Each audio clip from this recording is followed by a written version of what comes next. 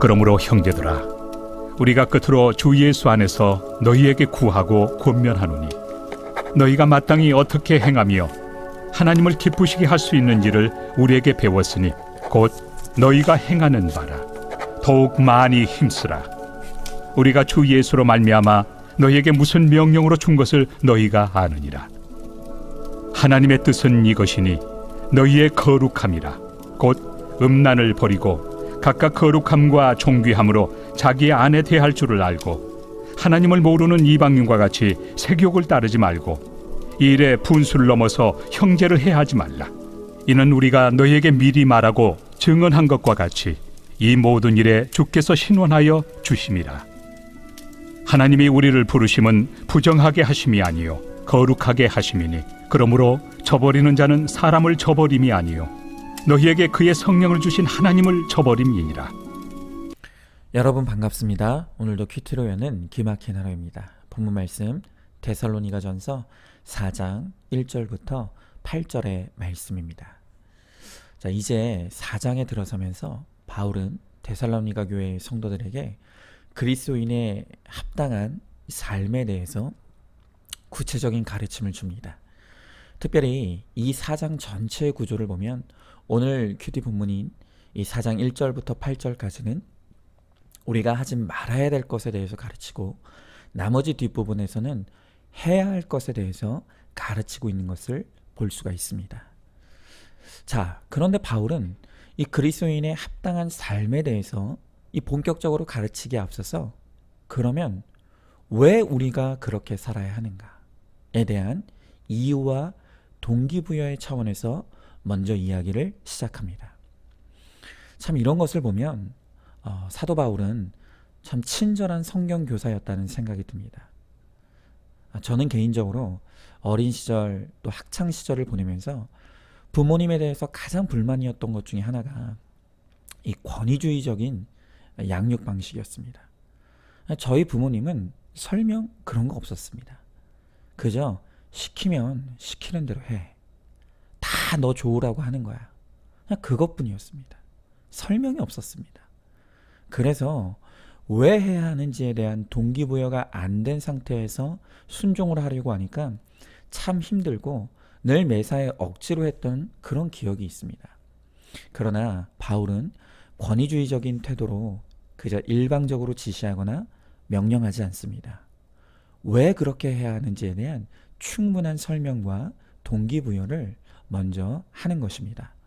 자, 그러면 오늘 바울은 왜 우리가 말씀을 따라 하지 말아야 될 것과 해야 할 것이 있다고 말하고 있습니까? 이에 대한 바울의 매우 단순하지만 분명한 대답은 그것이 하나님을 기쁘시게 하기 때문이다 라는 것입니다. 여러분, 바울의 이 대답은 단순해 보이지만 굉장히 중요합니다. 왜냐하면 이제껏 유대의 율법주의자들은 해라 하지 말아의 율법 준수를 구원과 결부시켰습니다. 그래서 율법이 시키는 대로 안 하면 지옥 간다는 것입니다. 그리고 율법을 완벽하게 지키면 그러면 천국에 갈 수 있다고 그들은 지금도 그렇게 가르치고 있습니다. 그렇다 보니 이들에게 율법을 지키는 것에는 기쁨보다는 늘 두렵고 무서운 마음이 있었습니다. 그리고 무엇보다 여전히 죄인의 속성을 가지고 있으면서 율법을 완벽하게 지켜야 된다고 생각하니 그것이 그들에게 얼마나 무거운 짐이겠습니까? 하지만 바울은 오늘 이 말씀을 통해 율법과 구원을 연결짓는 것을 단호하게 거부하는 것입니다. 우리는 율법의 요구를 지킬 수 없는 100% 죄인입니다. 그것을 하나님이 너무 잘 아십니다.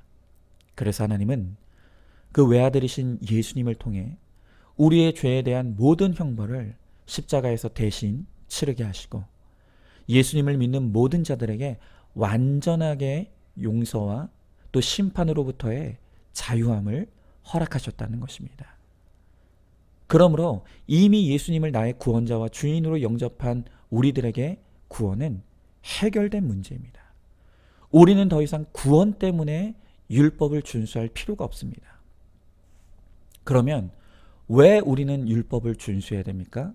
그것은 나를 사랑하셔서 나에게 아들을 목숨까지 아낌없이 주신 그 하나님을 우리도 사랑하기 때문입니다. 여러분, 우리는 누군가를 사랑하고 존경하게 될 때 너무 자연스럽게 우리 안에 일어나는 반응이 무엇입니까? 그것은 내가 사랑하는 그의 기쁨이 되기를 원하는 마음을 품게 된다는 것입니다. 그리고 그의 기쁨이 되기 위해 내가 아무리 노력해도 그것이 우리에게 짐이 되거나 피곤함이 되지 않습니다. 그런데 우리도 마찬가지입니다. 우리가 하나님이 나를 사랑하시는 것을 알면 알수록 우리도 그분을 사랑할 수밖에 없고 존경할 수밖에 없게 됩니다. 그래서 그 하나님의 사랑을 알게 되면 그때부터 우리는 자연스럽게 내가 사랑하는 그 주님을 위해 주님의 기쁨이 되기를 원하는 것입니다. 바로 이것이 우리가 율법을 지키는 가장 중요한 이유이자 목적인 것이죠. 자, 한번 질문해 봅니다. 나의 구원을 위해 아들까지 내어주신 하나님의 십자가의 사랑을 깨달았습니까? 그 사랑을 깨달았기에 나도 하나님을 사랑하게 되었습니까? 율법은 구원 때문이 아니라 내가 사랑하는 하나님의 기쁨이 되기 위한 것임을 알고 있습니까? 자, 이제 바울은 본격적으로 그러면 어떻게 우리가 우리의 삶을 통해 내가 사랑하는 그 하나님을 기쁘시게 할 수 있는가를 가르치면서 하나님의 뜻이 우리의 거룩이라고 합니다. 그렇습니다. 오늘 여기에서도 이제 하나님의 자녀들의 인생의 목적이 우리의 거룩이라는 것을 분명하게 밝히고 있습니다. 그리고 우리가 거룩을 쫓는 삶을 살아갈 때, 거룩을 이루는 삶을 살아갈 때 바로 그것이 하나님을 가장 기쁘시게 한다는 것입니다. 자, 그런데 바로 여기서 우리는 다음 질문을 하게 되죠. 그것이 무엇입니까? 그러면 어떻게 거룩해질 수 있는가 하는 것입니다. 바울은 그것에 대한 구체적인 대답으로 오늘 음란을 버리라 라고 말하고 있습니다. 거룩하길 원한다면, 거룩을 이루길 원한다면 음란을 버려야 한다는 것입니다. 여러분, 예수님도 이 세대에 대해서 말씀하시면서 이 세상의 대표적인 죄가 바로 악과 음란이라고 그렇게 말씀하셨을 만큼 이 음란은 우리의 거룩을 훼손하고 방해하는 가장 보편적인 죄라고 할 수 있습니다. 그러면 음란은 무엇입니까? 이것에 대해 성경학자 마샬은 이 음란의 정의를 이렇게 내립니다. 모든 종류의 비합법적인 성관계. 그렇습니다. 음란이란 하나님이 허락하신 경계와 질서를 넘어 하나님이 허락하시지 않은 비합법적인 성관계를 그렇게 갖는 것. 바로 그것이 음란이라는 것입니다. 자, 그러면 하나님이 허락하신 합법적인 성관계는 그럼 무엇입니까? 이에 대해 성경의 가르침은 명확합니다.